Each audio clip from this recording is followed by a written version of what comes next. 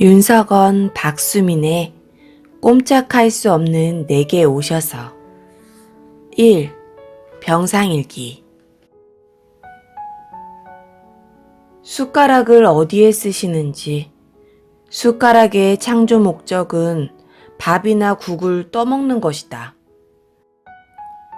모 숟가락으로 병을 따는 분들도 종종 있는 것 같지만 오늘도 머리가 너무 가려웠다. 오늘 저녁에도 내 배에 있는 소변백을 갈아주러 들어오는 간호사님께 잘 나오지 않는 목소리로 숟가락 안 쓰는 숟가락이라고 말을 했다. 간호사님은 얼른 안 쓰는 숟가락을 갖고 와 물었다. 숟가락은 왜요? 나는 대답 대신 휘익하고 나의 큰 머리를 돌렸다. 조금은 황당해하는 모습으로 간호사님은 더 이상 묻지도 않고 머리를 긁어주면서 말했다. 간호대학에서는 숟가락으로 머리 긁어주는 건 안 가르쳐 주던데. 정말 시원했다. 그동안 여러 가지 도구로 긁어봤지만 숟가락이 최강이다. 숟가락의 본래 용도에는 어긋나 보이지만 나도 숟가락처럼 누군가를 시원케 하는 삶을 살고 싶다. 비록 찌그러진 숟가락이겠지만 오늘 내 머리를 긁었던 숟가락을 만드신 분께 감사드리고 싶다. 혹시 집에 안 쓰는 숟가락이 있다면 한번 긁어보시라. 주의, 이 숟가락을 실수로 밥상에 올렸다가는 기프티드 핸즈. 벤저민 카슨 박사라는 분이 있다. 세계 최초로 샴 쌍둥이 분리수술을 성공시킨 의사로 유명한 분이다. 하나님께 받은 재능을 발견해서 개발하고 최선을 다해 그 재능을 많은 이들을 위해 사용한 의사다.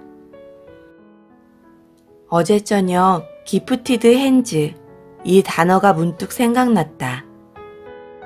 이것은 벤저민 카슨의 저자전 제목이기도 하다. 나를 돕는 간호사님이 동생 결혼식 때문에 한국을 방문하고 돌아왔다. 공항에 도착하자마자 이수영 집사님의 SOS 연락을 받고 짐가방을 집으로 놓고서는 곧바로 달려와 주었다. 이수영 집사님은 2년 전부터 간호사님이 혼자 하던 일들을 나눠 나를 돕기 시작하신 분이다. 지난 2주 동안 이 집사님과 어머니의 정성어린 도움으로 나의 모든 필요들이 채워지긴 했지만 2% 부족한 부분은 어쩔 수 없었다. 집사님께서 간호사님께 전화하는 걸 들었다. 자매님, 내가 배에 있는 소변백이랑 폴리백, 교환이랑 면도, 머리 감기는 오늘 다 했어요. 근데 좌약을 넣긴 했는데 아무래도 대변이 안 나오네요. 형제님이 힘드실 것 같은데 혹시 도착했으면 한번 들러 확인해 줄래요? 전신마비된 몸으로 살아갈 때 많은 부분, 아니 거의 모든 점에서 도움을 받고 살아가지만 그중 가장 힘든 것은 어지럼증과 내 의지로 대소변을 볼 수 없다는 것이다. 보통 좌약을 해야 변이 나온다. 그러나 배탈이 났을 때는 원하지 않아도 수시로 나오는 변을 제때에 치워주지 않아서 혹은 오래 앉아있거나 변비에 걸렸거나 하면 배에 가스가 가득 차서 너무나 힘든 시간을 보내야 한다. 배에 있는 소변백은 3일에 한 번씩, 소변이 모이는 폴리백은 일주일에 한 번씩은 바꿔줘야 한다. 간호사님은 장거리 비행으로 피곤한 몸인데도 밝은 얼굴로 와서 아무렇지도 않은 척 막혀있던 나의 대장을 시원하게 뚫어주고 깨끗이 치워주고 갔다. 비록 누구도 알아주지 않는 기술, 결코 유쾌하지 않는 재능이지만 누군가의 삶의 질을 높여주기 위해 주저없이 달려와서 가진 재능을 사용해준 간호사님의 손이 기프티드 핸즈라는 생각이 들었다. 지금은 나 혼자만 이 귀한 도움을 받고 살지만 간호사님이 멀지 않은 시간에 더 많은 사람들에게 귀한 영향력을 끼치는 삶을 살아가시길 간절히 바라본다. 철인. 문제 해결을 믿는 것은 믿음이 아니다. 믿음은 최후의 날 나에게 갚아주실 신실한 하나님을 신뢰하는 것이다. 또 어떤 이들은 더 좋은 부활을 얻고자 하여 심한 고문을 받되 구차히 풀려나기를 원하지 아니하였으며 히브리서 11장 35절 다니엘 김 철인 중에서 예수님으로 인해 주어진 천국을 향한 소망에는 변함이 없지만 육신의 고통이 커갈 때면 힘들다라는 생각이 나의 머릿속에 마구 침투해 온다. 그날도 힘들다라고 생각하고 있었는데 나를 지난 수년 동안 하루도 빠짐없이 방문하시는 간호사님이 철인이란 책을 들고 와서 읽어주셨다. 이 책에 관해서 들어보긴 했지만 나는 누군가가 책을 사서 읽어주는 게 아니라면 전자책이라야 읽을 수 있다. 그렇지 않으면 책을 읽기가 어렵다. 책 읽는 것을 듣고 있으면 다니엘 김 선교사가 나보다 나이가 어리지만 마치 든든한 큰형님 같다는 느낌이 들었다. 그 자리에 계시는 것만으로도 참 감사했다. 지금 나는 다니엘 김 선교사처럼 전 세계를 돌아다니며 복음을 전하지도 못하고 다른 사람들처럼 집회에 참석해 손을 들어 찬양을 할 수도 없지만 우리 각자의 삶을 통해 지금도 계획하시고 이루어 가시는 하나님의 뜻이 분명히 있다고 믿는다. 그것이 어떤 것인지 구체적으로 알지 못할지라도 우주 만물을 창조하시고 지금도 나를 변함없이 사랑하시는 하나님이심을 믿기 때문에 그분의 계획 안에 있는 삶이라면 아무리 힘들어도 기쁘게 살아갈 수 있으리라 생각해 본다. 더욱더 강한 철인으로 끝까지 살아가리라고 다시 한번 다짐을 해보며 다니엘 김 선교사의 헌신과 순종을 통해 하나님의 크고 기쁘신 뜻이 오늘도 온전히 이루어지길 기도한다. 이 모든 일에 우리를 사랑하시는 이로 말미암아 우리가 넉넉히 이기느니라. 로마서 8장 37절. 가슴에 온 십자가. 이번 주일 메릴랜드의 아침은 좀 추웠다. 나는 24시간 요양원 침대에 누워서 지내고 일주일에 한 번 휠체어에 앉아 교회에 간다. 나를 돕기 위해 아침 일찍부터 와서 돕는 분들도 있는데 날씨가 춥다고 하나님을 예배하는 주일을 건너뛸 수는 없는 노릇. 잠바에 담요까지 철저히 무장하여 두르고 주일 예배에 다녀왔다. 조금 무리였는지 저녁에 미열이 있었고 호흡도 힘들어졌다. 밤에 산소 튜브를 코에 달고서야 겨우 잠이 들 수 있었다. 새벽 4시에 브리딩 트리트먼트, 숨을 잘 쉴 수 있도록 약물을 기관지로 들어 마시는 치료도 해야 했다. 정확한 검사가 필요해서 새벽 6시에 피를 뽑고 8시에는 엑스레이도 찍었다. 그런데 검사를 하시던 분이 엑스레이에 십자가가 찍힌다고 나에게 엑스레이 사진을 찍을 동안 십자가를 빼라고 했다. 엑스레이 검사원이 혼자서 열심히 나의 몸을 돌려가며 찾았지만 아무것도 찾지 못하자 결국 간호사 3명을 호출하여 십자가를 찾아 나섰다. 앞뒤로 몸을 다 뒤져보았지만 차고 있지도 않은 십자가가 나올 리 만무했다. 2번이나 찍어봐도 십자가가 보인다고 사진을 보여주며 이런 거 안 차고 있느냐고 반복해서 물었다. 내 눈으로 확인해 보니 엑스레이 사진의 왼쪽 심장계에서 환한 눈빛으로 빛나고 있는 금속의 작은 십자가가 보였다. 지금도 나는 왜 십자가가 내 가슴에 찍혔는지 모른다.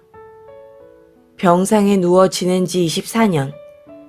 약 2년 전부터 나의 치유를 위해 도와주시는 간호사님과 함께 기도해 오고 있다.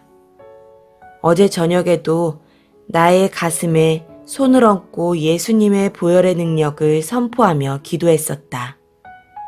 왜 십자가가 찍혔는지는 그분들은 궁금해했겠지만 나는 나의 가슴 속에 새겨져 있는 십자가를 생각하니 기분이 좋아졌다.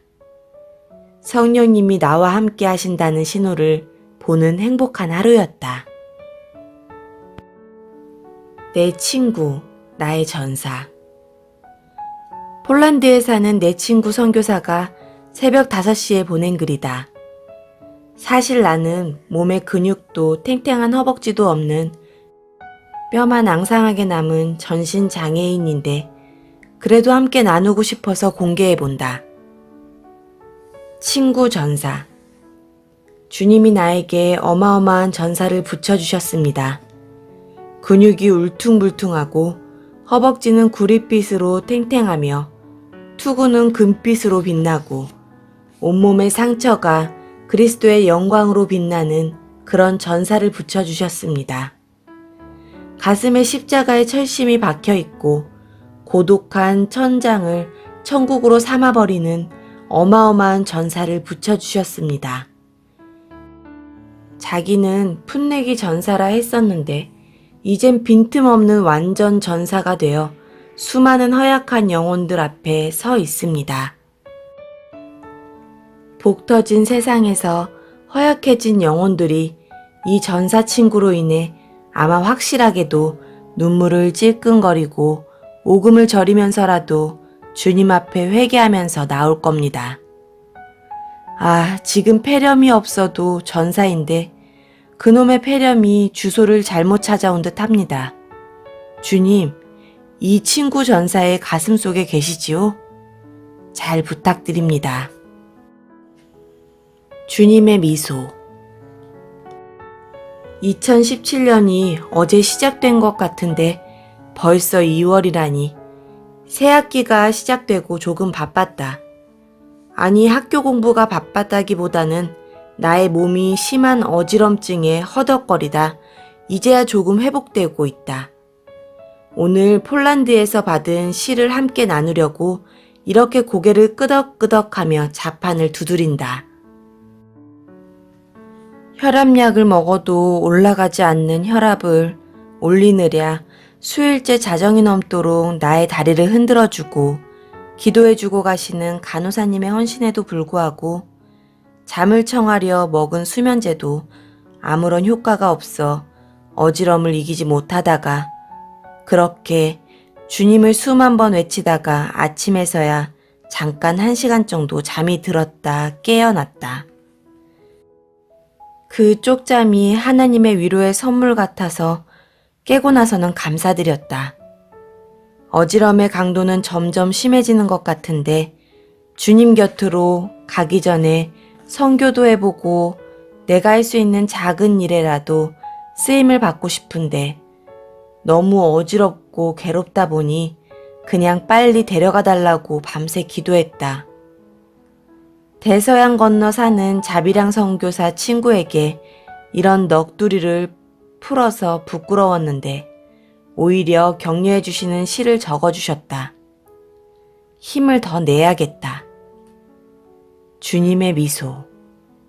친구는 하나님께 속히 천국으로 데려가 달라고 기도한다.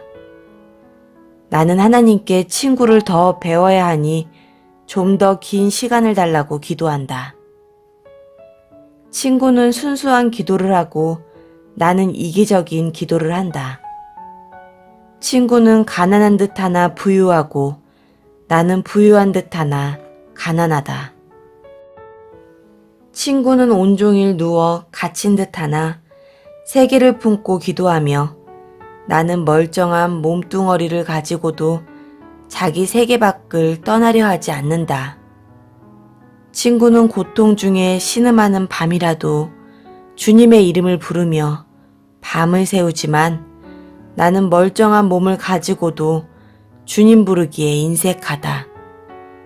엇박자 속에서 우리를 얽매이는 줄은 그리스도의 십자가다. 우린 언제나 십자가 주님의 사랑 안에서 영원한 우정을 말할 수 있다. 엇박자 기도 속에서 서로를 그리워하면서 매일 만난다. 주님이 보시면서 미소를 지으실 수밖에. 굿나잇. 5-3은 해마다 5월이 되면 어김없이 어버이 주일이 다가온다. 교회에 도착해 장애인 밴에서 내리면 늘 같은 곳에서 안내하시는 집사님들이 한결같이 사랑스런 인사를 한다. 올해 어버이 주일에도 어김없이 해피 마더스 데이 라고 하시면서 카네이션을 갖다 안기다시피 내 가슴에 꽂아주었다. 내가 고개를 절레절레 흔들면서 아이가 없다고 해도 막무가내로 가슴에 꽂아주었다. 하기야 나이로 보나 생김새로 보나 애가 고등학교를 다닐 나이긴 하겠지만 작년에는 간호사님에게 꽂아주셔서 처녀 가슴에 못질을 하시더니만 올해는 간호사님이 잽싸게 잠시 사라져버린 동안 내가 타깃이 되었다. 내가 결혼하지 않았다고 하자 돌아온 간호사님을 보고서는 그럼 친오빠세요? 하고 묻는다. 아니라고 하자 갑자기 우리 사이를 추측하는 온갖 오해의 눈길이 오고 가는 것이 느껴진다. 내가 지금 쓰고자 하는 글의 요점은 영원한 삶과 하나님 나라에 대한 확신이 있는 사람, 그리고 예수님 사랑의 깊이를 아는 사람만이 살아갈 수 있는 모습을 단순히 멜로 드라마에 나오는 주인공의 사랑 이야기로 해석하고 위로하려는 분들의 오해를 이해로 돌려드리고 싶다는 것이다. 간호사님이 나를 어떻게 돕는지 구체적인 이야기를 들은 사람들의 첫 번째 반응은 이렇다. 요양원에서 그런 것들 다 해줘야 되는 거 아니에요? 왜 요양원 직원들을 시키지 굳이 힘들게 그러세요? 아이고, 형제를 사랑해서 시집도 안 가고 저렇게. 이 외에도 많은 말들이 있는 것 같다. 함께 교회 가는 관철령님도 나처럼 마비 환자이지만 상체를 조금은 움직일 수 있기 때문에 나처럼 혈압이 많이 낮지는 않다.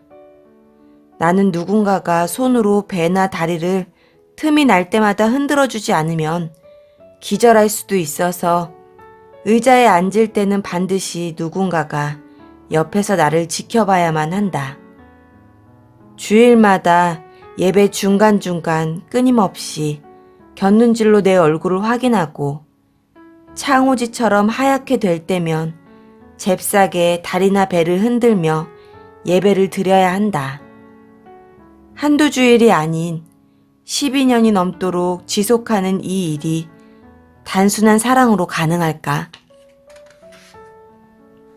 큰 대학 병원에서 간호사로 근무하며 3주에 한 번씩은 주말에 의무 근무를 해야 하는데도 주일날은 나와 관철령님을 돕기 위해 근무 일정을 바꾸면서까지 주의를 지켜오고 있다.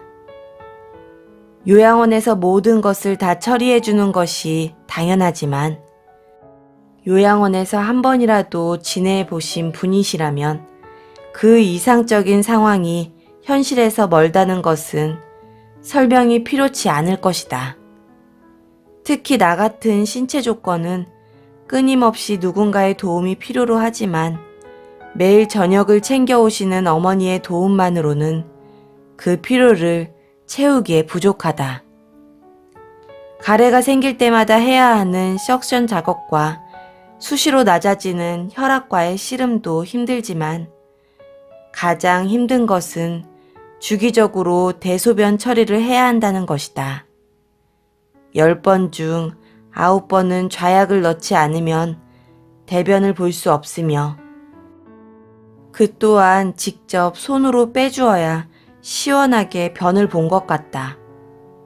그러나 요양원 직원들은 의사의 허락이 없이는 할 수 없다며 나온 변도 한두 시간에 지나서야 치워줄까 말까 하는 형편이다. 10여 년 전에는 제대로 관리가 되지 않아서 극심한 변비로 응급실에 몇 번이나 실려갔고 그 일을 여러 번 목격한 간호사님이 내 담당 의사에게 허락받고 지금까지 주기적으로 대변 관리를 해주고 있다.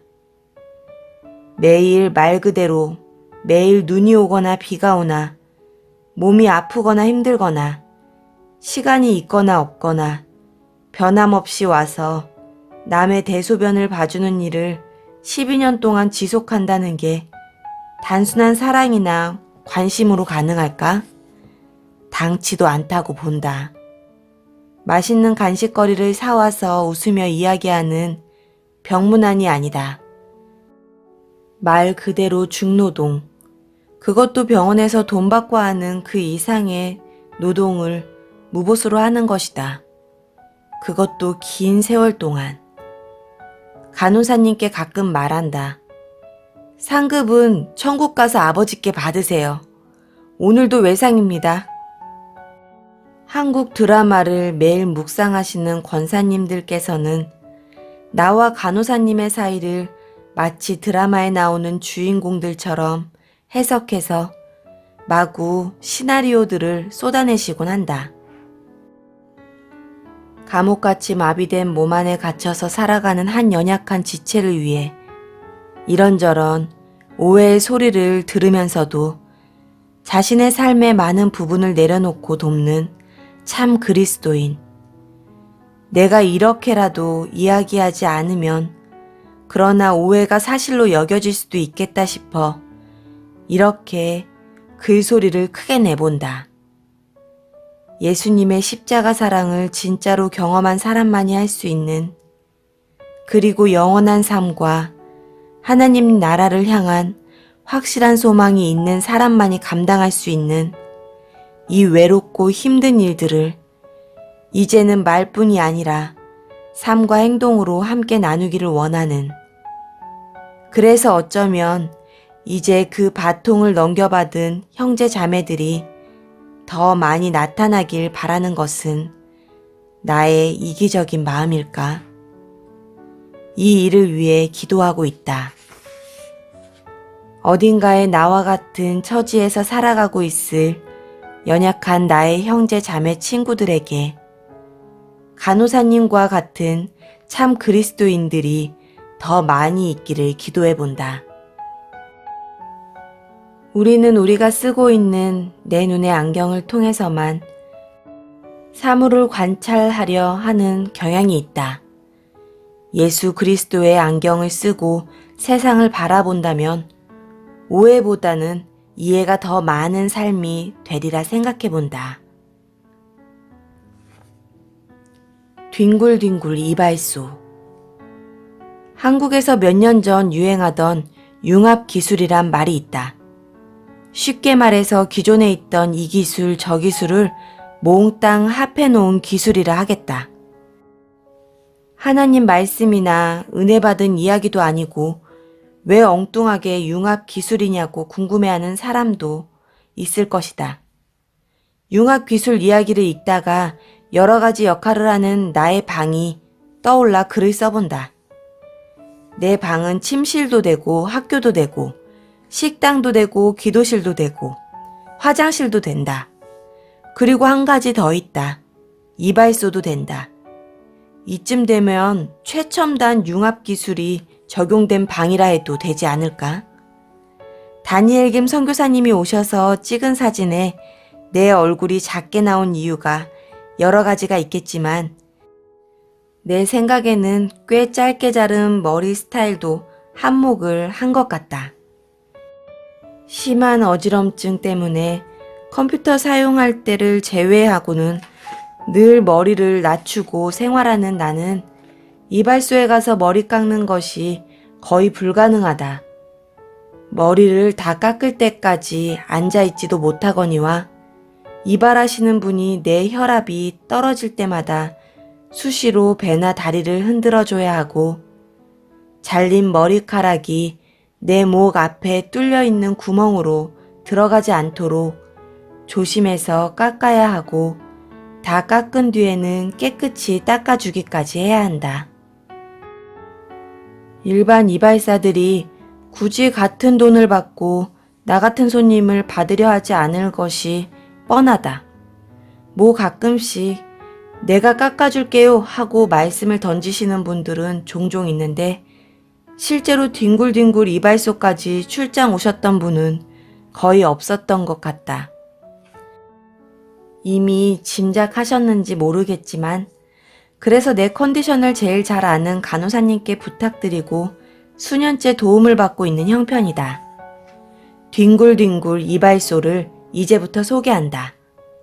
먼저 손님을 최대한 평평하게 눕힌 뒤 다리를 최대한 들어 올린다. 그래야 머리를 깎다 말고 혈압 올리느랴 배를 흔드는 일을 적게 할 테니까. 먼저 머리 밑에 큰 비닐 한 장을 깔아주고 왼쪽으로 돌려 눕힌다. 오른손에 든 바리깡으로 오른쪽 머리를 최대한 짧게 깎는다.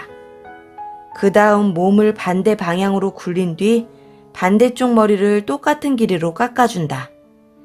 나도 나름 스타일이 있다 보니 윗머리는 조금 살려달라 한다. 관철형님 스타일은 나에겐 너무 과격해 보여서다. 왼쪽으로 굴리고 오른쪽으로 굴리고 가장 어려운 코스는 뒤통수 중앙 부분과 목덜미 선이다. 다시 똑바로 누인 뒤 왼쪽으로는 큰 바위 얼굴을 힘있게 들어 올리고 바리깡을 들고 있는 오른손으로 잽싸게 머리 뒤 중앙선과 목덜미를 깎아주어야 한다. 머리를 긁어줄 때도 시원하지만 머리를 깎을 때는 얼마나 시원한지. 최근 이발할 때였다. 시원해 라고 나도 모르게 소리가 터져나왔다. 그런데 마치 약속이라도 한 것처럼 동시에 간호사님 입에서도 어깨야 가 툭 튀어나왔다. 어디 어깨만 아프겠는가. 거의 90도로 허리를 숙여 머리를 깎아야 하니 허리는 오죽 아플까. 미안한 마음으로 치자하면 2번 다시 부탁하지 말아야겠다는 생각이 드는데 내 형편을 너무나 잘 아는 간호사님은 당연히 해야 할 일인 것처럼 묻지도 않아도 내가 머리가 덥수룩해지면 바리깡을 챙겨들 준비를 한다. 주는 밥 먹고 침대에 누워 꼼짝도 못하면서 깎는 사람 힘들게 머리는 왜 이렇게 빨리 자라는지 머리숱도 쓸데없이 많고 요즘은 나이를 먹으면서 많이 빠지고 있기는 하다. 아무튼 한 가지 확실한 것은 시원하게 참 잘 깎는다. 생활의 달인에 나가도 될 정도로. 뒹굴뒹굴 이발소의 마지막 단계는 머리를 다 깎은 후 뜨거운 물에 적신 타올로 머리를 여러 번 닦아주고 목 앞에 있는 거즈와 목의 줄을 갈아주는 것이다.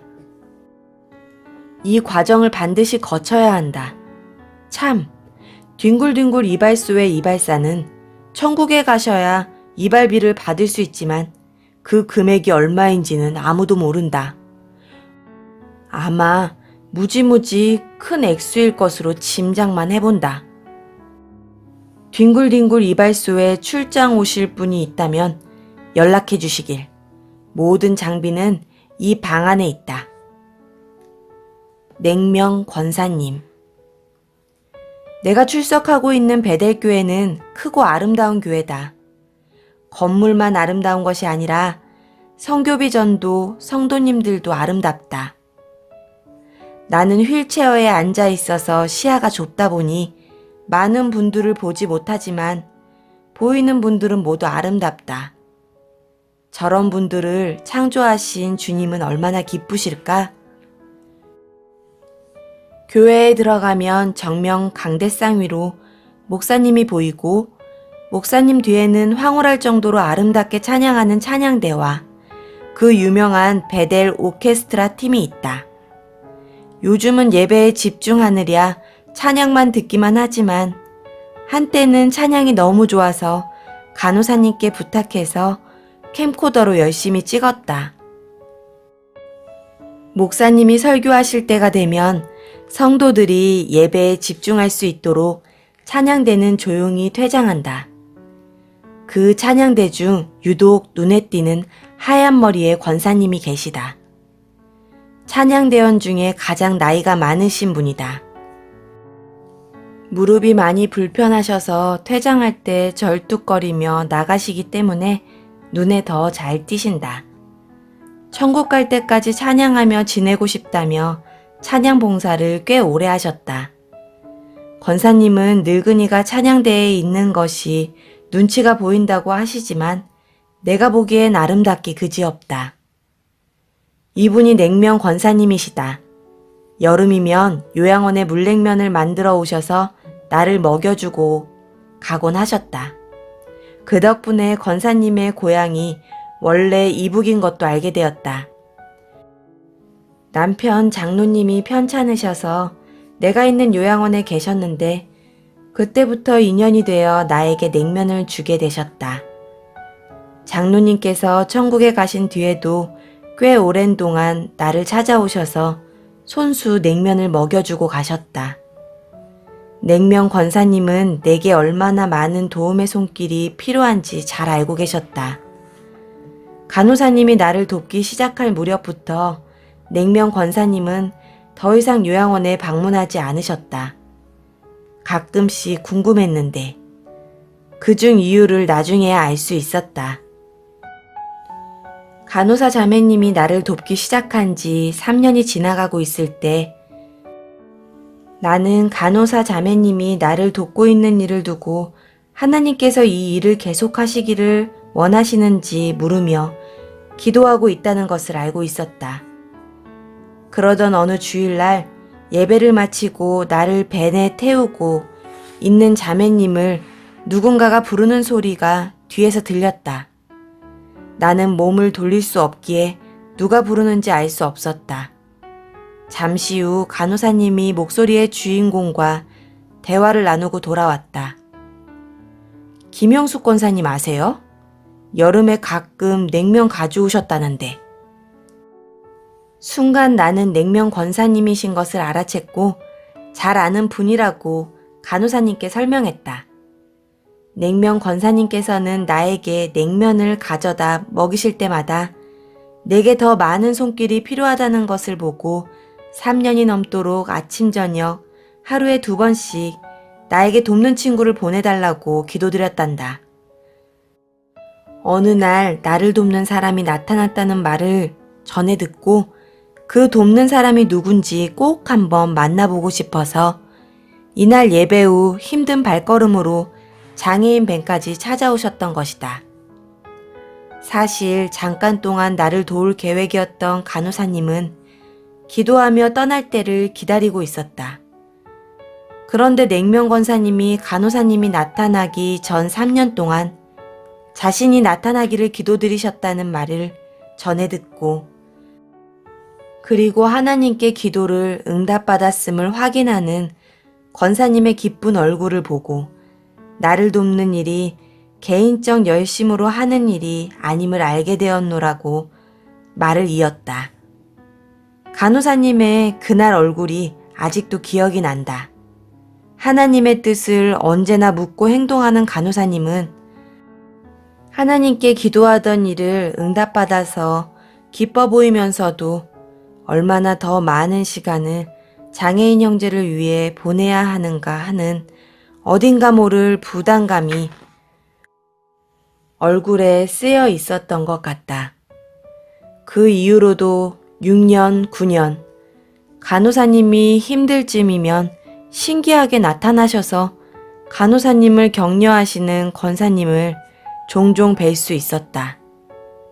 간호사님이 나를 돕기 시작한 지 10년이 지나가고 있을 때부터는 간호사님의 배우자와 미래의 가정을 위해 기도한다고 하셨다. 최근 냉면 권사님을 못 뵌 지 3개월이 넘었다. 다리가 많이 불편하셔서 다른 주에 사시는 따님 집에 가 계시기 때문이다. 내가 사는 요양원 위층에 냉면 권사님의 동생이 사신다. 동생 권사님으로부터 냉면 권사님의 안부를 가끔 전해 듣는다. 매주일 예배 때마다 언제나 나에게 먼저 오셔서 나를 위해 하루에 2번씩 기도한다며 격려해 주셨는데 나는 권사님께서 편찮으신데도 직접 찾아가서 안부도 여쭙지 못한다. 권사님, 안녕하신 거죠? 오늘 같은 날이면 권사님이 더 뵙고 싶다. 추신. 이 글을 쓰고 몇 달 후 건강한 모습으로 돌아오셨다. 벼랑 끝에서 1991년 8월에 교통사고를 당했으니 장애 입은 지 이제 곧 26년이 되어간다. 눈물샘이 마비되어 울지도 못하고 웃는 모습만 많이 보이며 지낸다. 사고 이후 내가 죽고 싶은 적이 전혀 없는지 누가 물어본다면 사고가 난 후 3, 4년쯤 지나서다. 재활센터인 메릴랜드 리헵센터에 살면서 재활치료를 받을 때였다. 메릴랜드 리헵센터는 주 정부에서 운영하는 시설로 월요일부터 금요일까지 그 시설 안에서 공부도 하고 생활도 하는 곳이다. 전문 의사와 간호사, 물리치료사, 재활교육사가 24시간 교대로 출퇴근하며 그 안에는 식당, 도서관, 학교 등이 다 있다. 재활학교를 기숙사처럼 운영하는 곳이다. 금요일에 강의가 끝나면 토요일과 주일은 집에서 지내고 주일 저녁에 다시 입소한다. 장애인 버스는 날짜, 시간, 장소를 알려주면 그 시간에 와서 태우고 가는 콜택시처럼 운영된다. 버스 요금은 보통 버스와 같고 함께 타고 가는 보호자는 공짜다. 어느 주일 초저녁에 집에 다녀오는데 창밖에 보이는 풍경이 너무 아름다웠다. 날씨도 좋았다. 메릴랜드 리헵센터는 볼티모어시 시내에 있는데 거의 다 도착할 때쯤 보니 산과 산 사이라 표현해야 하나? 길이 고가도로처럼 되어 있는데 계곡이 글자 그대로 천길 낭떠러지였다. 거기서 떨어지면 휠체어 무게가 있어 완전 박살이 날 것 같았다. 내 자신도 조금 힘들었지만 주변에 나를 도와주시는 분들에게 부담을 드리기 싫었다. 버스에서 내리자마자 버스가 온길을 되돌아갔다.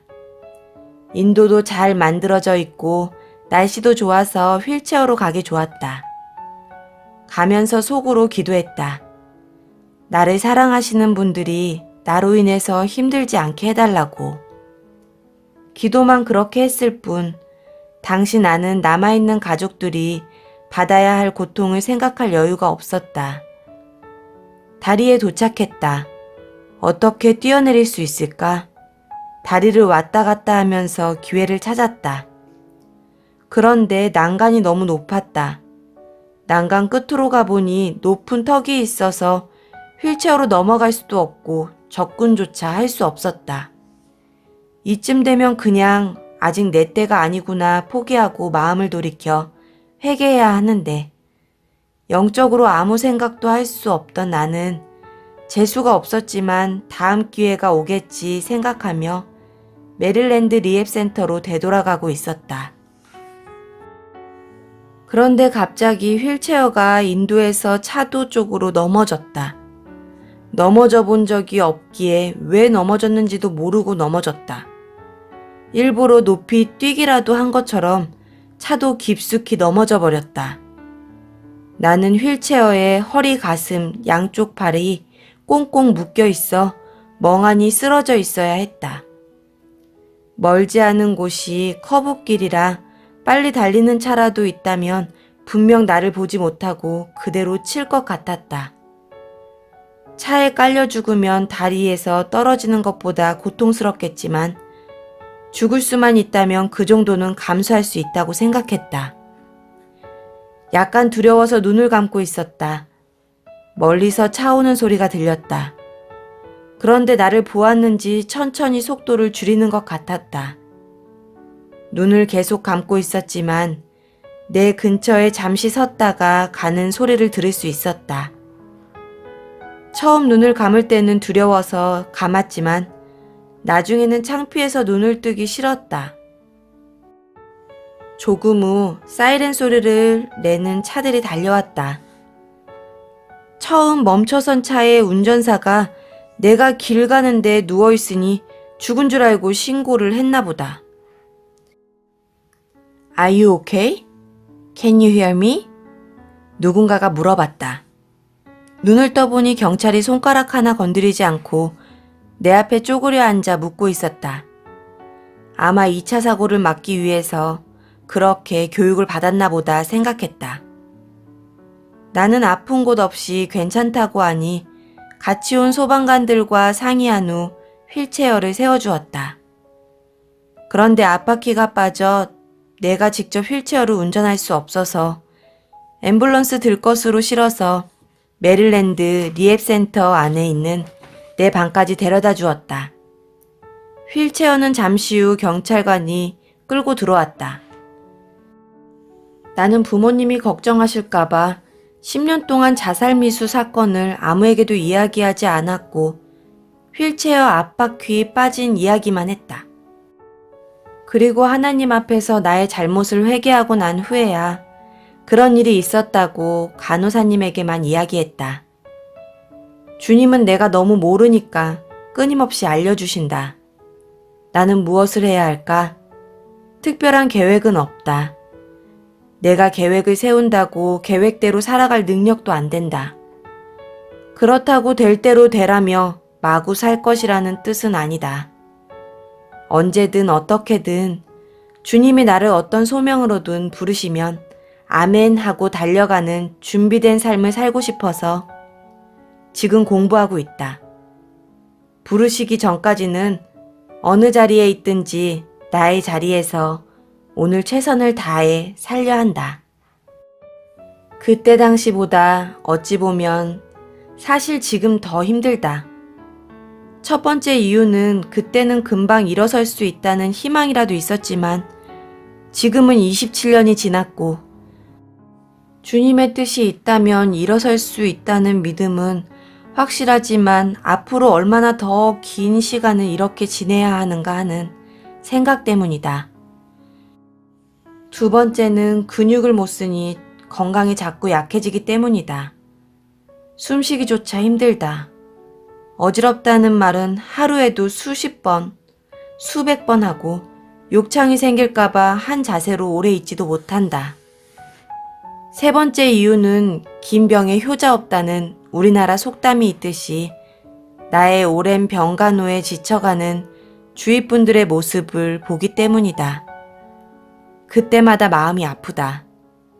어머니는 장애인이 된 큰아들을 40대 중반부터 돌아보며 이제 칠순을 훌쩍 지나고 계시고 50을 바라보는 아들의 입에 열심히 밥숟가락을 떠 넣어주신다. 어머니께서는 자식이니까 당연히 해야 하는 거라며 씩씩하게 말씀하시지만 그 마음이 어떠실지. 난 자식이 없어서 잘은 몰라도 어머니를 생각하면 마음이 무겁다. 열심히 10수년을 도와주시는 간호사님을 봐도 그렇다. 간호사로 풀타임 직장 생활을 하면서 남을 돕는 삶을 살려고 개인 삶의 많은 부분을 내려놓는 모습을 여러 번 보았다. 어머니와 주위 여러분들이 함께하여도 간호사로서 도와줘야 하는 일은 누가 대신할 수 없는 일이기에 혼자 외로이 가는 모습에 참으로 미안하고 감사하다. 시간이 흘러갈수록 돕는 사람의 상태가 조금이나마 회복되고 나아져야 하는데 나아지기는커녕 점점 약해져가는 상태의 사람을 끊임없이 돕는다는 것은 몸도 마음도 지치게 할 거란 걸 잘 안다. 감옥같이 마비된 몸 안에 살아가는 나도 힘들지만 나의 삶을 유지하기 위해 돕는 주위 분들의 삶 또한 나 못지않게 힘들 거라는 생각이 든다. 아니 어쩌면 나보다도 더 힘들 것이다. 내가 열심히 사는 것이 나의 욕심이고 주변 분들에게 피해를 드리는 것은 아닌지 고민하는 내게 하나님은 말씀을 주신다. 성경 구절 2개를 잡고 열심히 살라고. 두려워 말라. 내가 너와 함께함이라. 놀라지 말라. 나는 내 하나님이 됨이니라. 내가 너를 굳세게 하리라. 참으로 너를 도와주리라. 참으로 나의 의로운 오른손으로 너를 붙들리라. 이사야 41장 10절. 믿음이 없이는 하나님을 기쁘시게 하지 못하나니 하나님께 나아가는 자는 반드시 그가 계신 것과 또한 그가 자기를 찾는 자들에게 상 주시는 이심을 믿어야 할지니라. 히브리서 11장 6절. 욕심은 내가 사고를 당하고 난 후 가장 많이 생각해 본 단어일 것이다. 요즘에는 학교에서 욕심을 어떻게 가르쳐주고 있는지 잘 모르지만 1974년도에 초등학교를 다닌 약간 옛날 사람인 나는 욕심은 발전을 위해 필요한 것이라 배웠다. 나는 유난히 욕심이 많았다. 그런데 지금은 가지고 싶은 것, 먹고 싶은 것이 별로 없다. 지는 꽃은 욕심이 없다는 어느 분의 말씀을 들은 것 같긴 하다. 누구든 언젠가는 모두 죽고 싸가지고 갈 수 없는 정욕, 명예욕, 물욕이 다 무슨 소용이 있단 말인가. 많이 먹어야 하루에 3끼밖에 못 먹고 죽을 때 10대뻘 껴있고 죽을 것도 아닌데 하나님 나라의 보화를 쌓아놓아야지 왜 자꾸 욕심을 부리는지. 죽음의 문턱을 들락날락하는 나는 이제 시든꽃이 된 것인가? 잠시 살다가는 이 땅에서 화장실 숫자 늘리는 것이 뭐가 그리 중요한 일인가? 수영 좋아하면서 수영장 가서 하면 될 일이지 집에 수영장 만드는 사람들 이유가 궁금하다. 지금 생각해보니 욕심은 마약 같다. 갖고 싶은 것이 생기면 행복한 듯하고 그것을 위해 끊임없이 욕심을 내야 하니까. 그런데 문제는 그 행복이 오래가지 않는다는 것이다. 그래서 다른 것도 갖고 싶고 나중에는 하나로 만족을 못하고 조금 더 많이 원하게 된다. 더 갖기 위해서는 남들과 경쟁해야 하고 경쟁에서 이기기 위해 수단과 방법을 가리지 않게 되는 것이 우리의 인생사가 되는 듯하다. 성경 야고보서 1장 14절 15절에서 욕심에 대해 말한다. 오직 각 사람이 시험을 받는 것은 자기 욕심에 끌려 미혹됨이니 욕심이 잉태한즉 죄를 낳고 죄가 장성한즉 사망을 낳느니라. 욕심은 살아있는 생명체 같다. 나의 욕심이 얼마만큼 장성했나 수시로 점검해 보아야 할 것이다.